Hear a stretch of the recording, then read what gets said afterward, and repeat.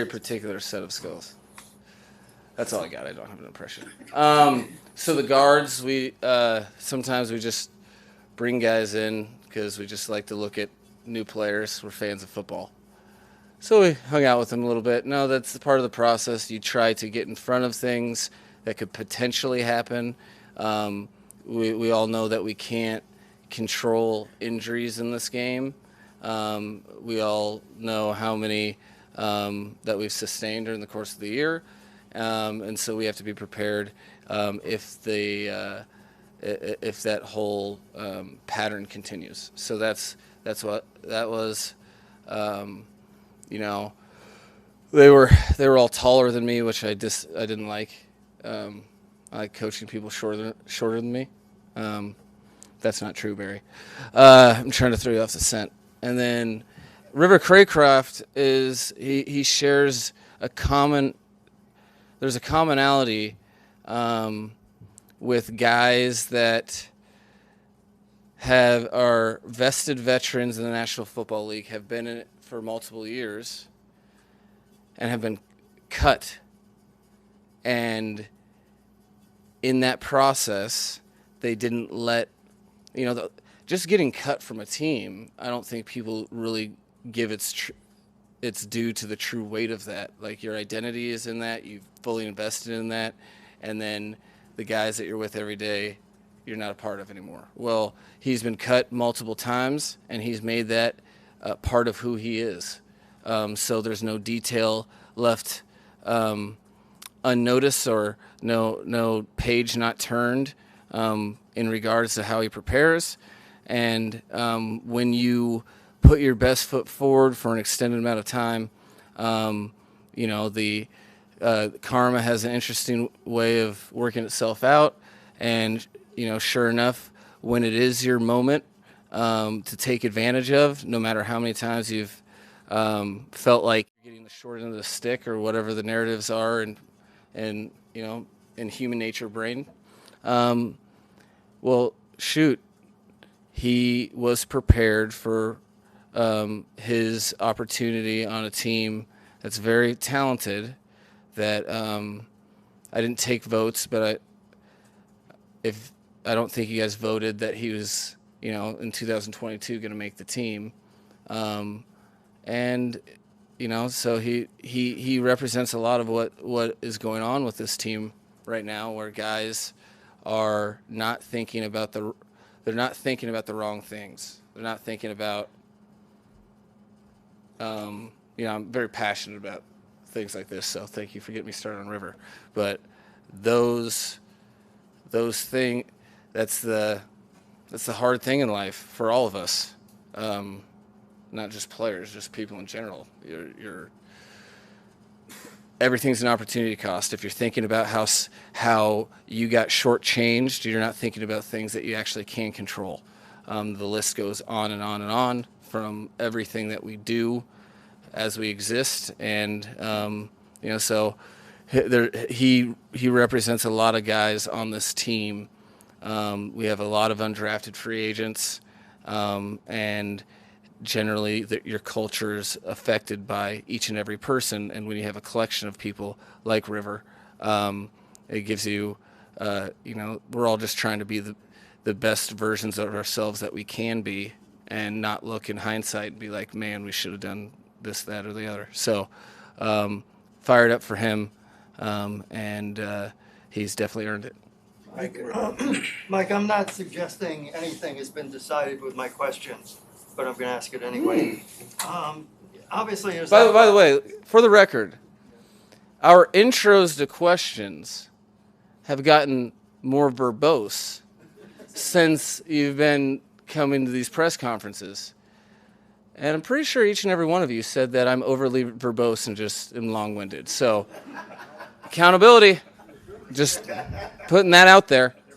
They're playing to the Hard Knocks cameras is what they're doing. How's moments aside?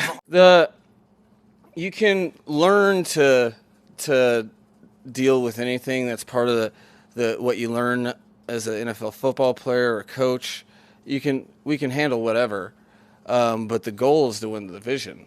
That is, that's the only way you ensure that you're, for one, in the playoffs. You have a home game in the playoffs, and you set yourself up for a journey, not a game.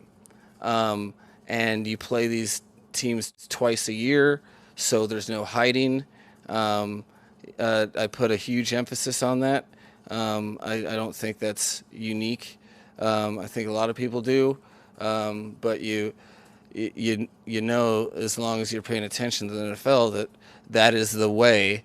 Outside of, what is there, 2 wild cards ever to make it through the playoffs and be the final team that wins that year, or however, it's very rare. So that's a big point of emphasis, as well as just getting better in the process. So, my bottom line is that we continue to improve, and we're at our best at the end of the season. Does it mean that the only way that can occur is if we win the division? It doesn't. That maybe you have to learn the lessons while not winning the division, but then you're going to have harder journey in front of you, and that's your path. Regardless, you can handle whatever, but our goal is to the teams that we play the most, the teams that dictate whether or not you can get into the playoffs and have a home playoff game. Yeah, it's very important to us to win the AFC East. Yeah, no, he, if you've talked to Rob in the last week, this is, you want to talk about like a cat being in water. Like, he hasn't ever missed a game. So we're feeling that out. That's why it's for me, I'm a little more gray with it, because this is uncharted territory for even our training staff in terms of, so much of this stuff is, nothing's black and white. It's not like, okay, no, you're good if you do this. If you do this, you're going to be bad. It's educated guesses with the wealth of the knowledge that you've worked for at your disposal, and then communicating from player to trainer and to coach. So to answer your question, nothing's been bad, but I'm saying week to week because that's how I feel, because you're nervous about guys just saying, I'm sick of not playing, and then going out there when it's 75%, but they're telling you it's 95%. You know what I'm saying? So we're feeling that process out. He's doing well. There hasn't been a setback. I could see him playing in this game. I could see him playing in the next game. I could see if we pull back, because we're worried about, we're not going to, if we can help it, if we can control it, we're not going to make this a more extensive injury is our mindset, because he's playing some of his best ball, and guess what? We need him to play his best ball down the stretch at a very important position. He's a huge part of our team. No, we're kind of taking the road of, it's on the side, it's working with the trainers, individualized. So much when we get soft tissues with linemen, you just think about blocking someone, and it's really hard to protect yourself when you're straining in a direction, and then he uses his hands to try to disengage, and you have to redirect. Like that. You can picture it like if you stood up right now and we just got into a blocking drill, like, even if I'd be easy to block, you'd still be able to tell that, hey, if I had a sore hamstring, this might be bad. So much of what everything is a product of all the players we have. It's at the point I don't really think about that, but I know that that's the case, that things adjust with every player you have. Their strengths and weaknesses. As you guys know, I view it as non-negotiable that, a job as a coach is to coach the player to be their very best and to put them in their most advantageous situations and let them play. I think it'd be dishonest to be like nothing changes. They're all human beings that You spend every day together. You feel like you know them inside and out. You can tell by how they're walking, their confidence level, their where their mind's at. All of that stuff does come into play. I think each individual player has different things they bring to the table, and yeah, it does affect how the game's called because you know it will never be any different. It has nothing to do with our plays, which people refer to as my plays. It's not. It's the players and how we fit around them because it's their game, their moment.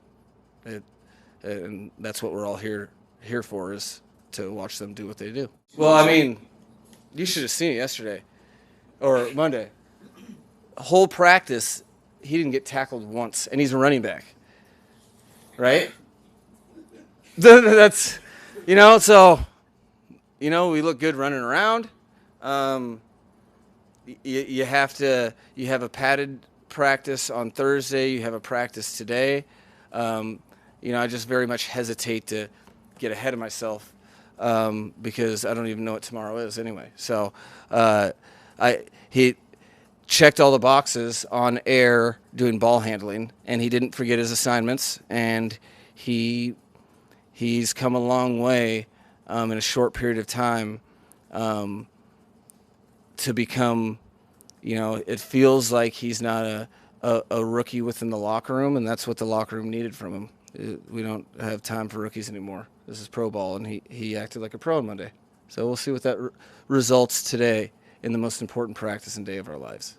I have noticed that I'm not sure if it's a trend. I notice it, but I don't have like statistical evidence to say that it's on an uptick. It feels that way, but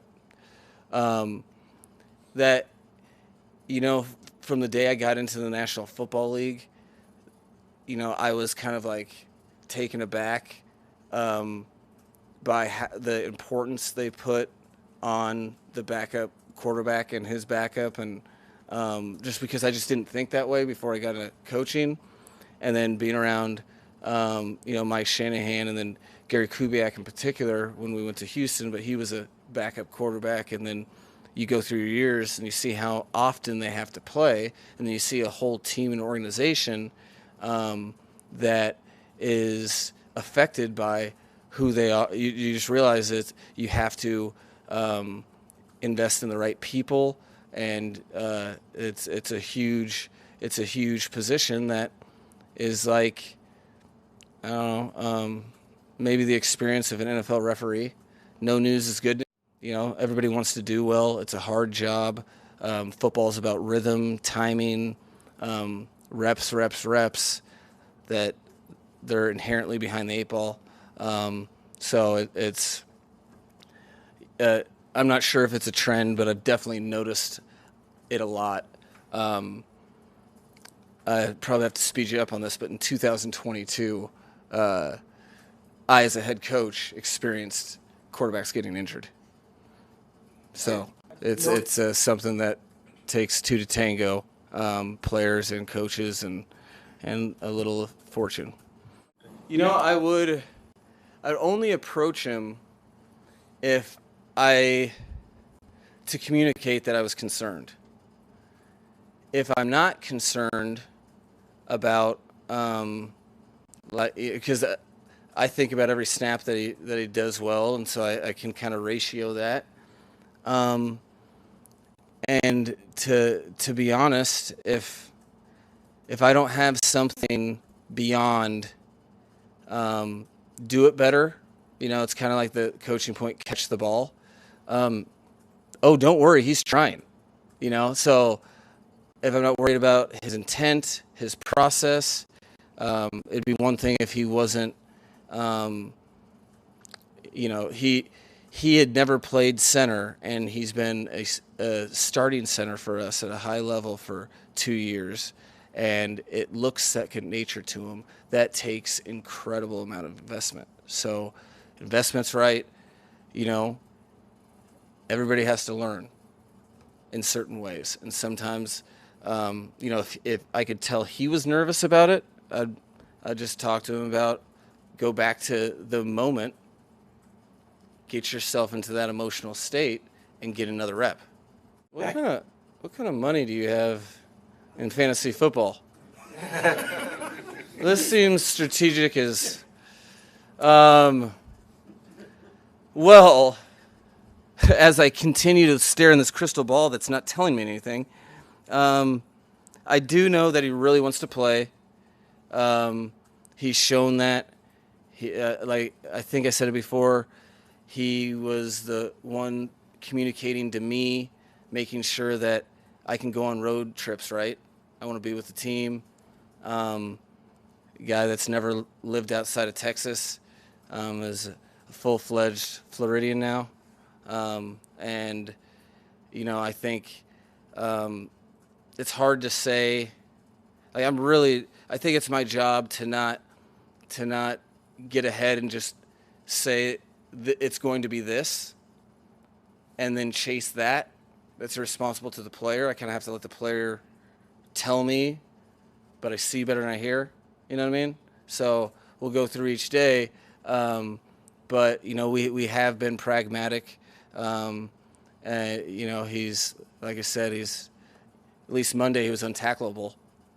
And, you know, we feel good about where he's headed. And if he's ready to roll for this game, he'll play. If he's not, we have plenty of very capable players playing on the field, and we'll wait another week and see if he can play then. But I feel good about where we're at, and you know, I feel good about rain, and I feel good about hydration. Thank you. Yeah, that's all, guys.